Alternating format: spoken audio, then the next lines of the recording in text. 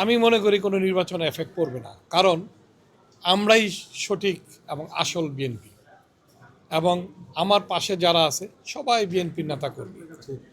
অতএব আমি মনে করি না যে এটা কোনো ব্যাঘাত ঘটবে।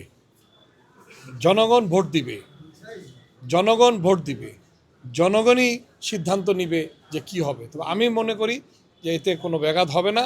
আমি শতভাগ আশাবাদী। আল্লাহ তাআলা সহায় হলে আমরা নির্বাচিত হব ইনশাআল্লাহ। নারায়ণগঞ্জ ৪ আসনের জনসাধারণ, ভোটার এবং নেতাকর্মীদের বহুদিনের আশা, আমরা একটা সুষ্ঠু নির্বাচন চাই। গত 15 বছর আমরা কোনো নির্বাচন করতে পারি নাই। তো ইনশাল্লাহ এবার নির্বাচন ভালো হবে বলে আমরা আশা করি। যদি নির্বাচন ভালো হয়, সবার জন্য সমান সুযোগ থাকে, ইনশাল্লাহ আমি জয়যুক্ত হব। জয়যুক্ত হব।